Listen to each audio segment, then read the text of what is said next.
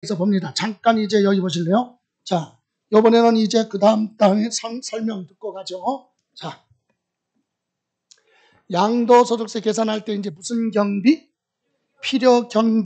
필요경비에 대해서 봅니다. 여러분 교재 321쪽인데 보세요. 먼저 실제 무슨 가액? 취득가액은 뭘 얘기하느냐? 실제로 취득한 가액. 그러면 자, 상대방한테 매매로 취득했으면 매입한 가격 있죠? 거기에다가 여러분이 저한테 아파트를 10억 주고 샀어요. 그럼 여러분 나한테 얼마 줬어? 10억. 그게 취득 가격이 아니라 뭐 매입 가격.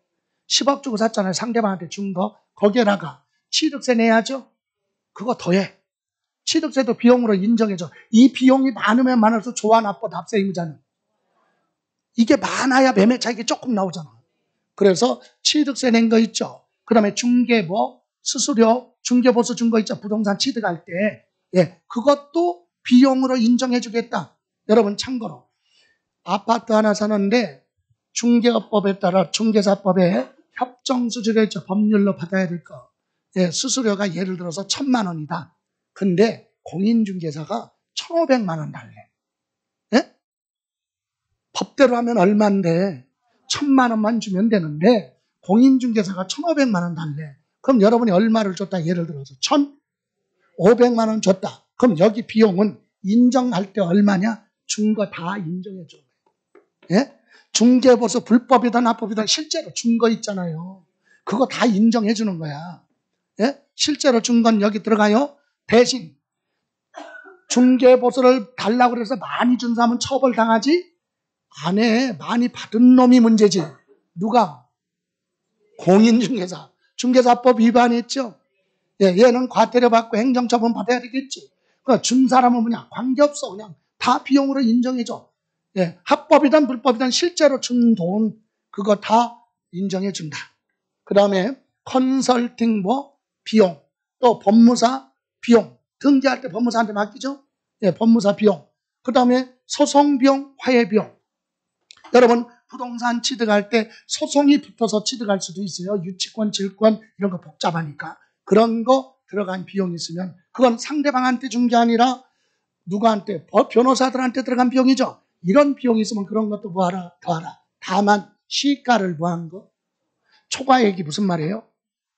시중 가격이 10억인데 이 사람만 유달리 11억을 주고 샀대. 그럼 시가보다 높죠? 얼마? 1억. 그러면 뭐야? 그거는 부풀리려고 준 거다 이거지. 그거는 시중 가격보다 뭐한 거? 초과한 거. 시가가 10억인데 얘는 얼마? 11억을 주고 취득했다. 그러면 시가를 초과했으니까 뺀 거 얼마? 1억. 이건 취득가격으로 인정 안 한다. 너무 높게 기재된 거 인정하지 않겠다. 시가를 초과한 거. 그 다음에 조정금은 뭐 한다? 제외. 여러분, 조정금이 뭐냐면 우리나라가 옛날에 땅을 측량할 때 일제시대 1930년대 일본식으로 일본인이 측량을 했었어요. 그러다 보니까 지금 현재 기술 기준하고 차이가 있어. 그래서 우리나라 지도를 보면 전체적으로 우리나라 국토의 15%가 잘못됐대. 측량을. 그러다 보니까 측량을 잘못해서 손해를 보는 사람이 누구냐면 맹지 가지고 있는 사람들. 맹지는 재산 가치가 없죠. 예? 예. 맹지. 여기 농지가 있는데 여기 토지 이거 내가 가지고 있어. 근데 진입하는 남의 땅 이거 빼놓고는 진입할 방법이 없잖아. 이런 맹지는 재산 가치가 없잖아요. 이런 건 어떻게 해야 돼? 구제해줘야 되겠죠? 그래서 잘못된 것을 디지털로 전산화하기 위해서 2030년까지 지금 국책사업으로 우리나라 땅을 다 측량 다시 하고 있어. 지금 하고 있어요. 특별법으로. 그래서 거의 60% 70% 측량을 해서 요즘은 뭘로 하느냐? 드론으로 해요. 드론. 예? 드론으로 촬영해가지고 측량을 한다 이거지. 그래서 맹지 같은 거는 조금 길 같은 거 만들어서 좀 보호를 해주고. 근데 안 된 데가 어디냐면 접경지역이야. 접경지역. 예? 군사시설보호구역 이런데. 그런 데는 그냥 들어가서 조사하자니 지뢰 맞아 죽어. 밟으면. 그죠? 그러니까 뭘로 해야 돼? 드론으로 해야 되는데 북한에서 싫어하겠지. 보이니까. 예, 그러니까 그건 문제를 아주 심각하지. 그래서 그건 손도 못 대고 있어요. 그렇지 않으면 일반 지역은 거의 끝나고 있어요. 그런데 결론은 이거야. 측량을 하다 보니까 내 땅이, 이 갑이라는 땅이 이렇게 가지고 있었는데 여기가 도로로 이렇게 편입이 됐어요. 그럼 얘 땅이 없어졌죠? 잘라졌잖아요. 그러면 이거는 얘한테 안 물어봐. 물어보면 주겠어요?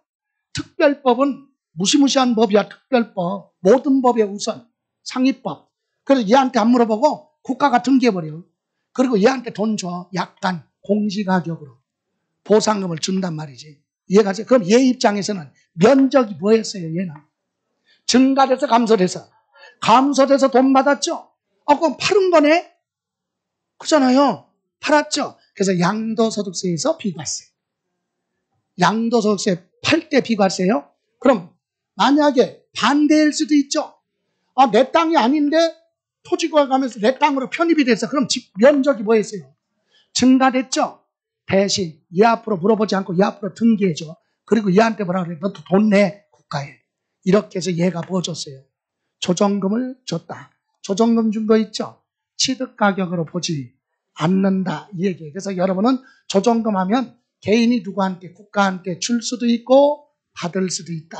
그럼 받은 건 토지가 감소돼서 받은 거니까 양도소득세 비과세에서 공부하고, 요건 면적이 뭐였으니까 증가가 돼서 준 돈 있죠? 그건 취득가격으로 보지 않는다. 이렇게 이해하시면 돼요. 이해가세요? 자, 다음 두 번째, 자본적 지출의 뜻이 뭐냐? 여러분, 자본적 지출은 뭐냐면요, 부동산을, 아파트면 아파트를 10년 동안 가지고 있다 발생한 비용, 아파트에 들어간 비용인데 다 인정하는 것이 아니라 법에 정해놨어요. 이러이러한 비용은 보유하고 있는 기간에 유지 관리할 때 들어간 비용인데, 하나, 자본적 지출은 지출된 비용으로 인해서 자산 가치가 현실적으로 뭐 하는 거? 증가되는 거. 내용 연수를 연장시키는 이런 비용이, 그래서 원가성이 있다. 그래서 요거에 반대, 수익적 지출은 안 돼.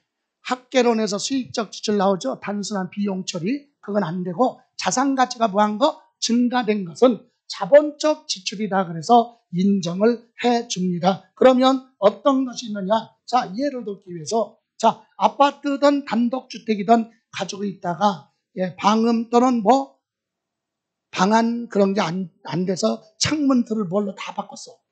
셰시로 다 교체했다. 이런 비용은 인정이 돼요. 영수증 가지고 있으면. 그 다음에 뭐 거실이나 방을 뭐 했어요? 확장 공사하는 비용. 이걸 뭐라고 한다? 용도 변경하는 데 들어간 비용이죠. 용도가 뭐예요? 용도가 쓰임새죠.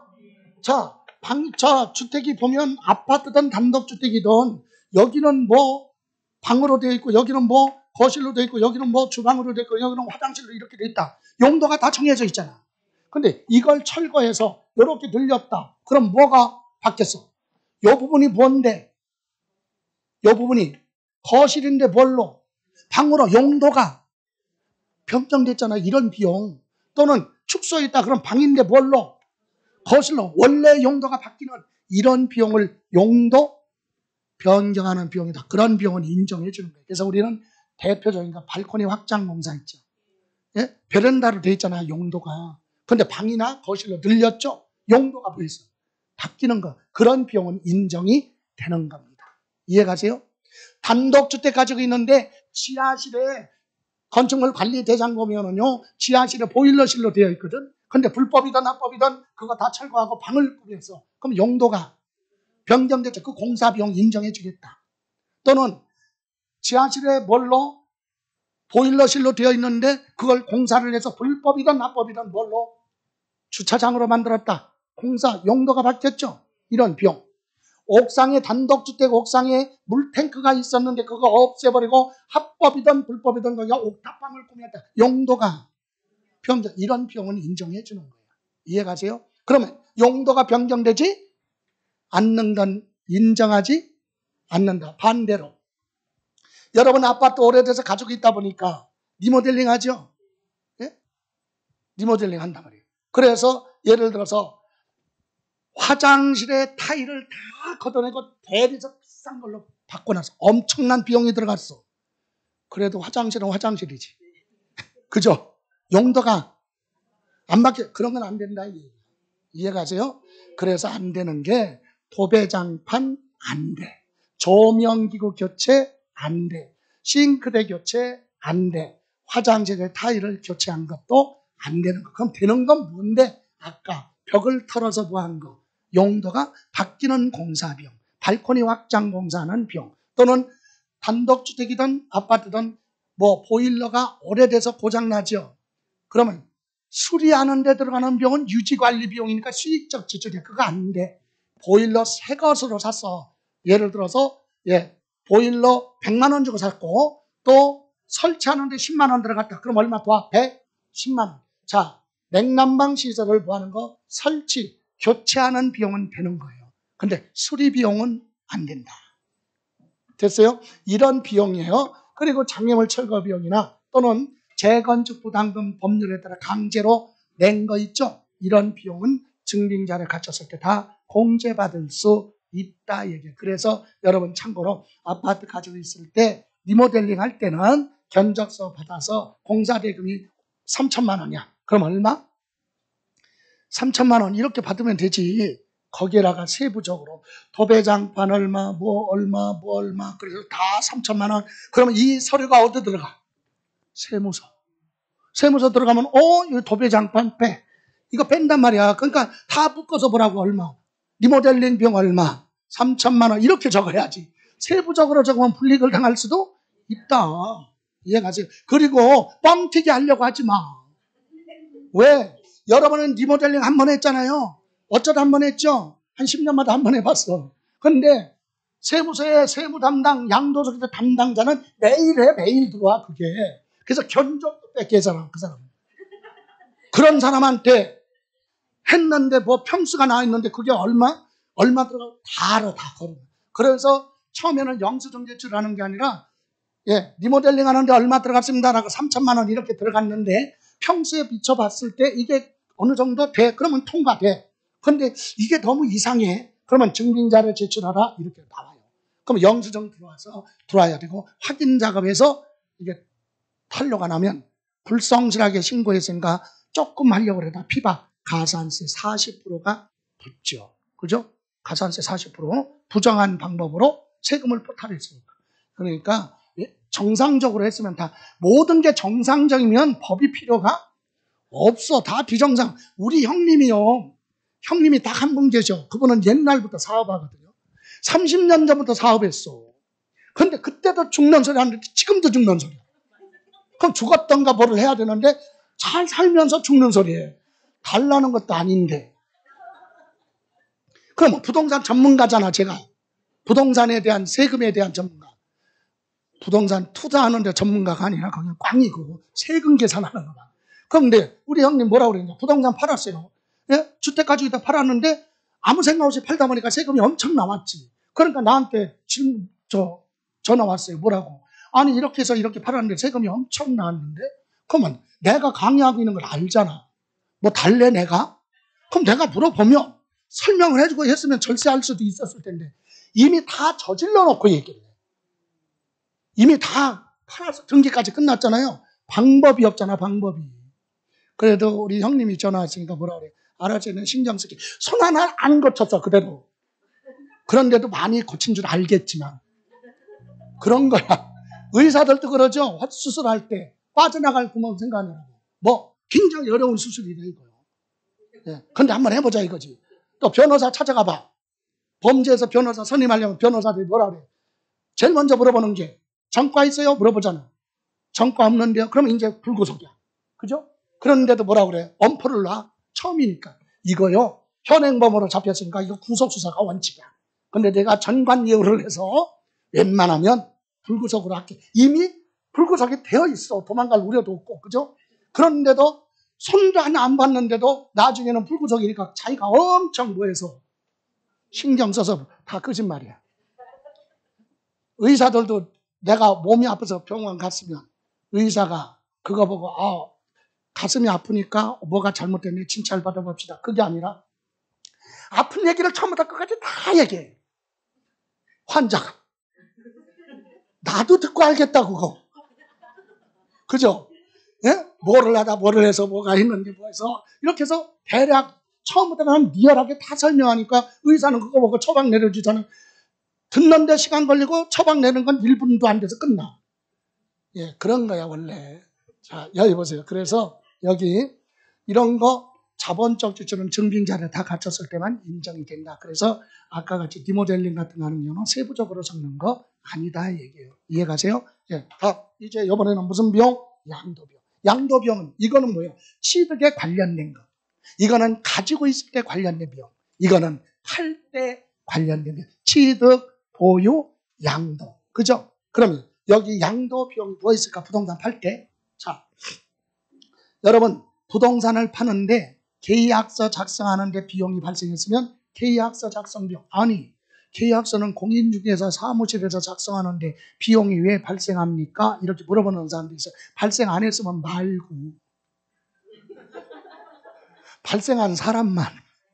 예를 들어서 경매 같은 걸로 취득하다 보니까 유치권, 질권 이렇게 복잡하잖아요. 그래서 변호사 사무실 가서 자문 받으면서 계약할 수도 있죠. 예, 그럴 때 자문료 같은 거 주는 거 그렇게 발생한 사람만. 예, 그리고 양도소득세 신고해야죠. 근데 본인이 못하면 뭐야? 세무사한테 맡길 수 있죠. 예, 그래서 우리 세법이 옛날에는 24문제 출제를 했었어요. 그러다가 20문제, 그러다가 이제 16문제로 내려왔지.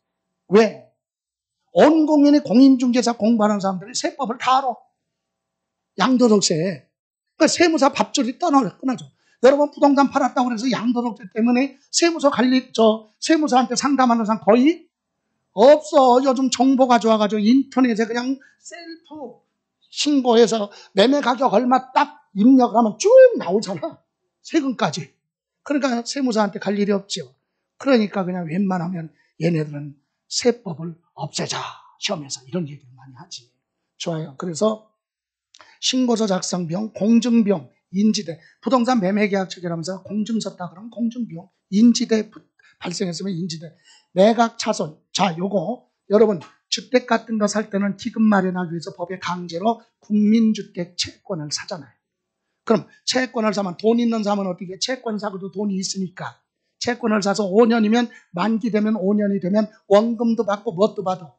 이자도 받잖아요. 근데 돈이 없는 사람은 어떻게 채권을 샀어요. 법으로 사라고 했으니까. 샀는데 이제 중도금 줄 돈이 없네? 그럼 어떻게 해야 돼? 팔아야죠. 채권을 그 자리에서 팔잖아. 전문용어로 뭐라 그래? 깡. 만기가 많이 남았으니까 지금 돈 필요하니까 은행 가서 팔거나 사채업자한테 팔면 지금까지 만기까지에 대한 이자 빼고 주니까 손해보잖아요. 그걸 뭐라 그래? 내가 차손, 채권을 가지고 있다가 팔아서 손해본 거 이것도 인정해주겠다 이겁니다. 근데 이때 요 매각 차손은 조금 더 들어가면은요. 사채업자한테 가서 깡을 하면 어때요? 손실이 많이 나오죠. 은행 가서 팔면 손실이 조금 나오는데 사채업자한테 가면 차액이 많이 발생해요. 그랬을 때는 은행에서 매각한 손실만큼만 인정해 주는 거지 다 인정해 주지 않는다. 은행 가서 매각했을 때는 1,000만 원 손해봤는데 손실 발생하는데 사채업자한테 할인했더니 1,500만 원이다. 그럼 1,500만 원 다 인정 안 하고 얼마? 1,000만 원. 사채업자한테 가면 왜 그렇게 차액이 많이 나와요? 편하잖아. 은행 가려면 내가 가야죠. 사채업자는 쫓아다녀 나보고 옆에 팔아요 옆구리 찔러. 그저 편하잖아 그 자리에서. 그러니까 손실 그만큼 큰 거지. 좋아요. 또 하나 중개수수료, 명도비용. 이런 비용은 증빙자를 갖췄을 때 인정이 된다. 이해가세요? 자, 여기서 이제 중요한 게 이 자본적 지출하고 보는 양도비용 이런 걸 지출했잖아요. 그럼 상대방으로부터 뭐 받아야 돼? 증빙자를 갖춰서 수치 보관하고 있어야 돼요. 영수증 받아야 된다. 어떤 영수증? 돈으로 계산했으면 현금 줬으면 정상적인 세금 계산서를 받던가. 현금 결제했는데 세금 계산서 갔으면 자동 발급 계산하면 현금 영수증이라도 받아야 돼. 이해가세요? 아니면 신용카드 결제를 했으면 신용카드 매출전표가 있겠죠. 아니면 무통장 입금을 했다 그러면 계좌이체, 통장사본 이런 것이 금융거래예요. 그래서 여기 증명서류, 세금계산서나 현금 영수증이나 신용카드 매출전표 이런 걸 수치 보관하거나 이런 게 없어도 실제로 지출했다라고 하는 금융거래, 무통장 입금증이나 계좌이체, 통장사본 복사 이렇게 해서 증빙자를 갖췄을 때만 이런 비용을 인정해 주는 거지, 이런 비용 들어갔어도 이 증빙자료가 없으면 인정하지 않는다. 이해가세요? 자, 이렇게 해서 필요 경비에 대해서 대략 훑어봤습니다.